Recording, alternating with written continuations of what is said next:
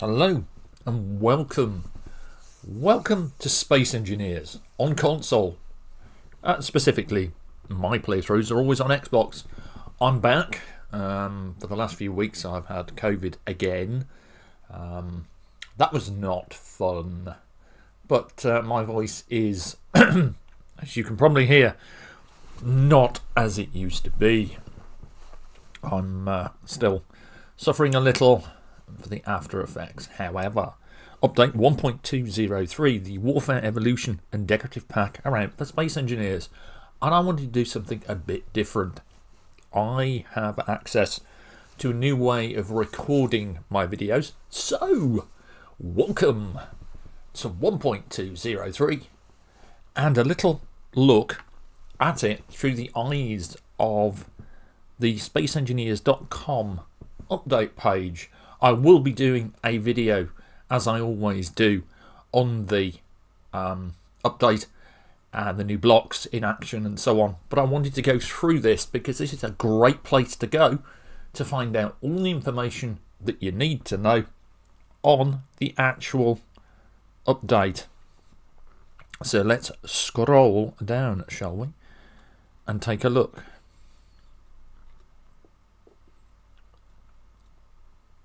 It does come with a PvP scenario, Space Standoff. Now, I haven't played this myself, and, well, I don't tend to do that kind of thing because I'm not very much a PvP player anymore. I did all my PvP way back during the days of Half-Life, way back during the days of Team Fortress, Quake 2, and all that. I don't really bother anymore. But what's more interesting to me are the performance, AI, combat improvements, and quality of life QOL tweaks. So if you ever hear me say QOL, now you know what I mean. Quality of life.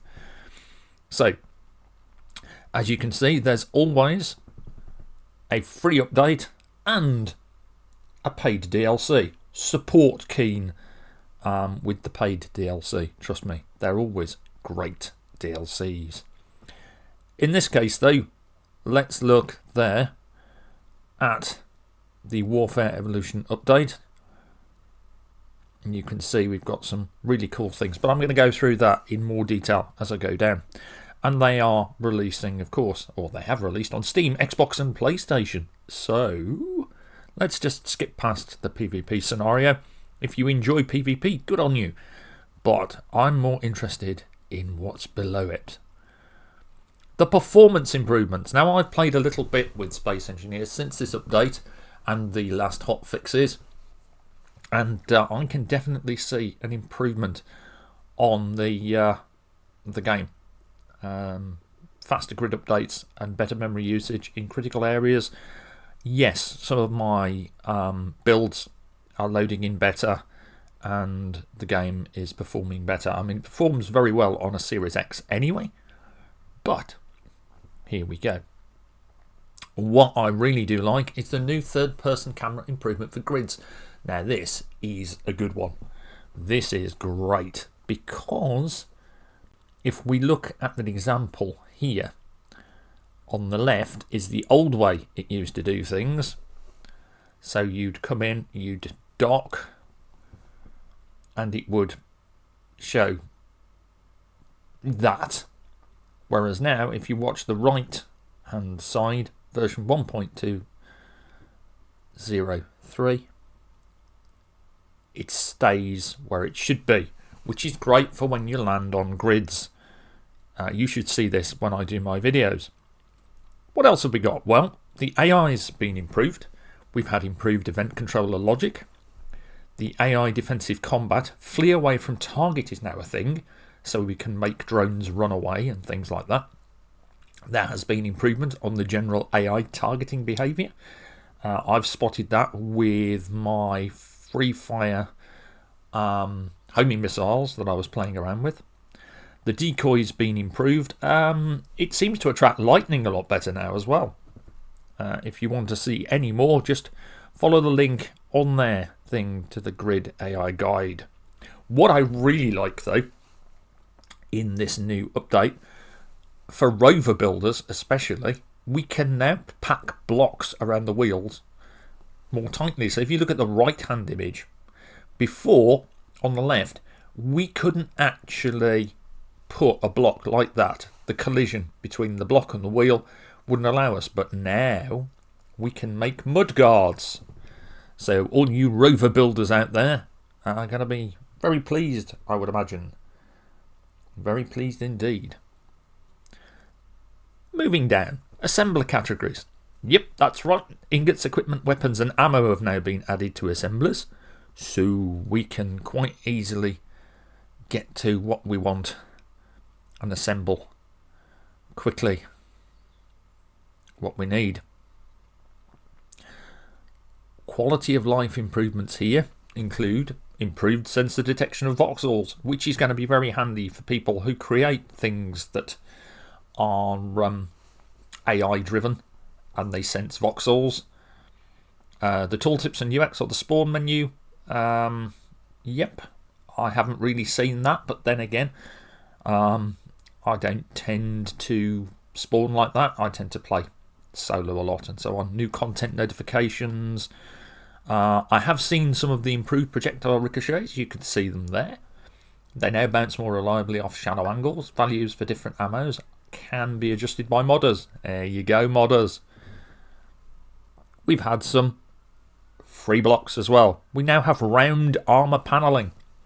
Small and large grid, you can see there. Light and heavy variants, and if you look, we can make cool additional dishes and just cool ships now with armoured panels going round. We've had some short wheel suspensions too, which is brilliant for, again, our rover builders. These are 1 block wide, so you can really make a tiny rover now.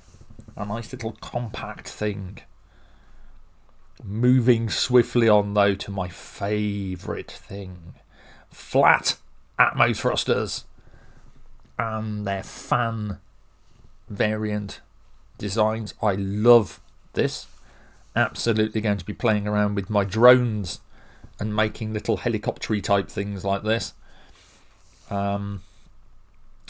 Always gives me early Dune style vibes. Command and Conquer maybe, or Total Annihilation. We've had some new small and large grid button control panels. Yep. Button panel pedestals. So we've now got a control panel pedestal and a button panel pedestal. Great for lifts and things. We've had some new warning signs for various things to do with AI, and I see Mimetic Badger made it in. But then again, knowing Marek, as I do, yeah, it would have to. So, following the list down, free DLC content additions. Well, if you own the Wasteland DLC, you're going to get new wheeled content to that. And if you look, the short off-road wheel suspension has been added to the Wasteland pack. So we've got Wasteland versions of this new suspension. So we can make little Wasteland buggies like this one here. Then we can move on to Decorative Pack 3. This is why I always say support Keen, support buying their DLC. They're cheap enough and they pack a load of DLC that's not pay to win. This is great visual DLC. I mean, look at this shot here of the Decorative Blocks pack in action. An incredibly diverse amount of things. I'm going to go through it right here. If you're in the US, it's $4.99 US, and probably around a $5 or something for the UK. We get the war-worn armour skin, so you can basically make your ships look more damaged and dented and cracked. Great for crashed ships as well, if you're doing a scenario that involves that. One of my favourite things so far is the cab cockpit for small grid. And you can make a little truck, again with that short wheel suspension. That's really, really good fun. And then the twin blade wind turbine, something a little more modern looking for our wind turbines. I shall definitely be building a few turbine towers using these. Some colourable solar panels in small and large grid.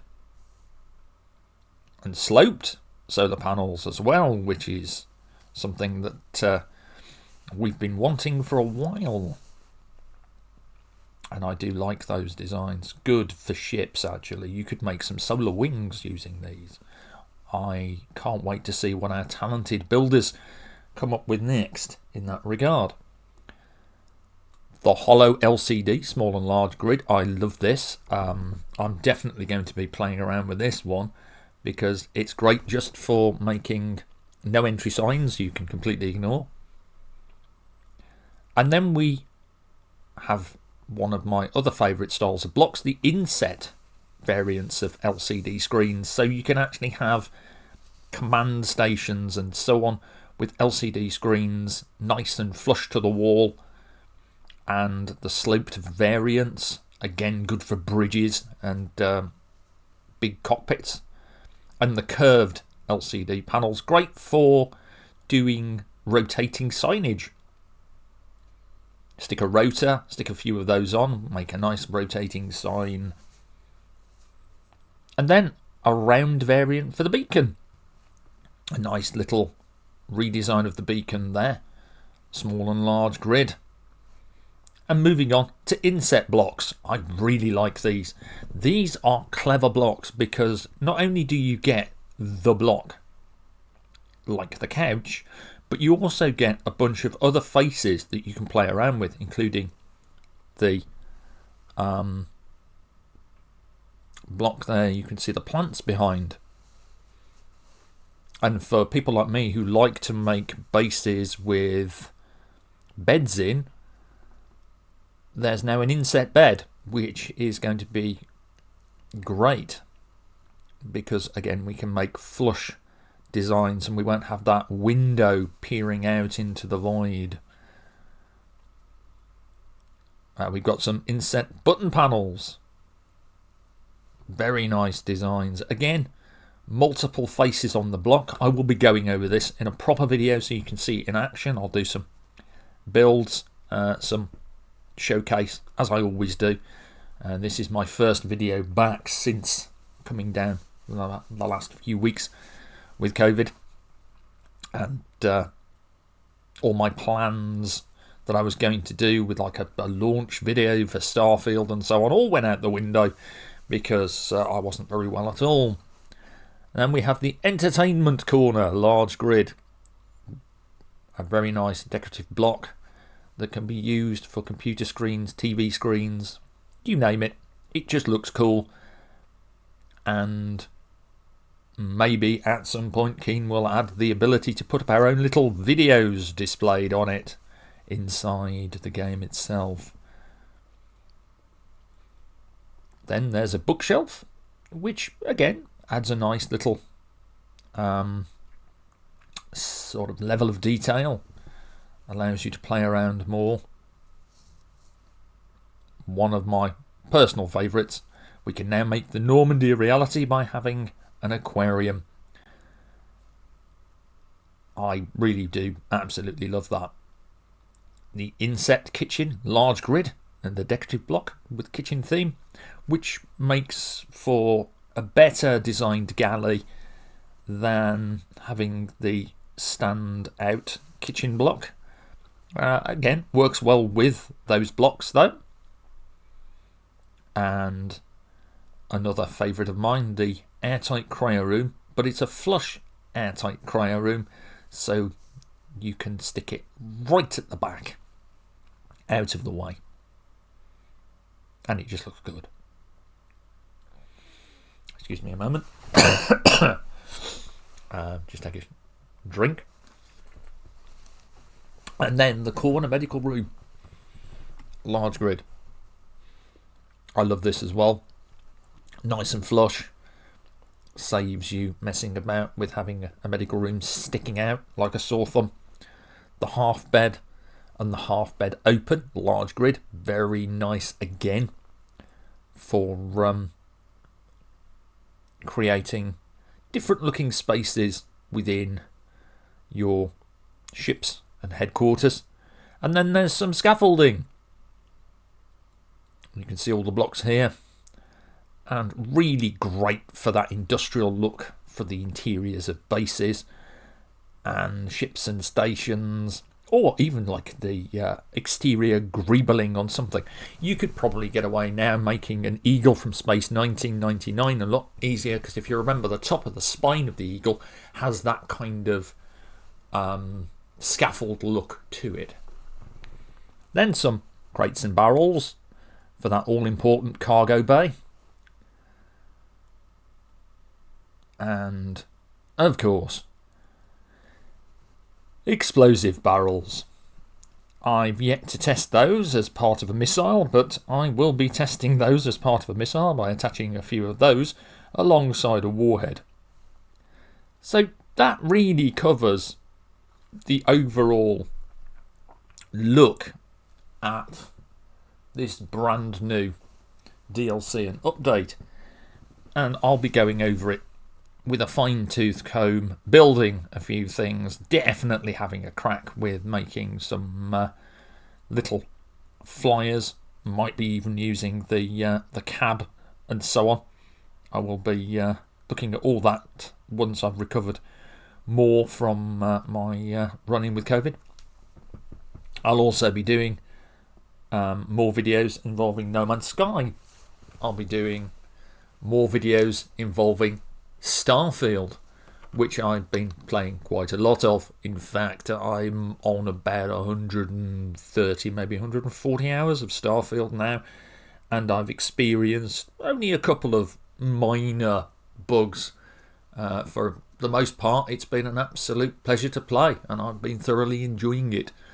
I will be going over, posting just some random videos from it, really. I've got one that I can put up involving exploring a planet, but it's just me really climbing to the top of a hill, showing off the lighting and just how beautiful the whole experience is when combined with Inonzur's, I hope I've said that correctly, absolutely stellar soundtrack.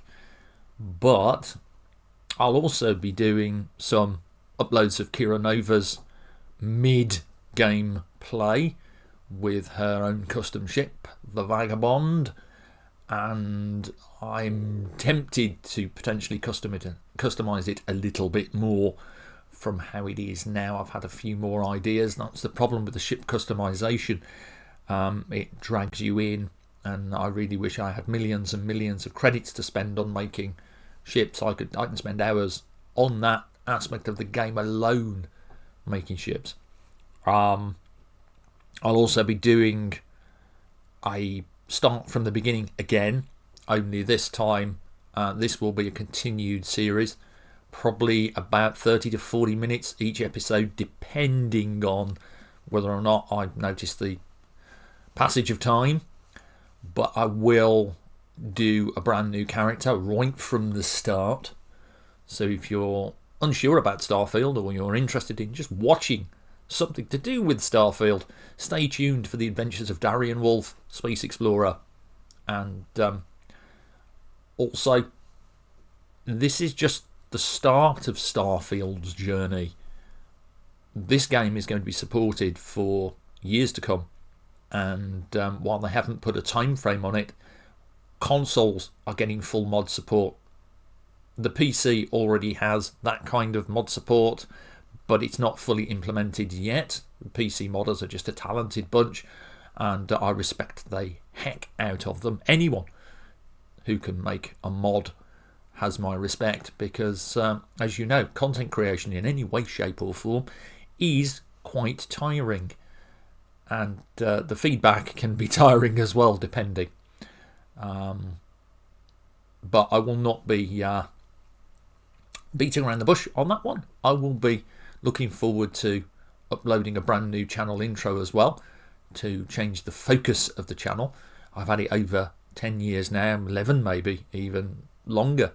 But I'm looking forward to the brand new journeys and new games and so on. Until then, though, I will say stay safe, take care, have fun, enjoy the various games, and prepare to see me out there in the starfield. Watch out for the new Space Engineers update video showcasing these new blocks in action. And until then, bye for now.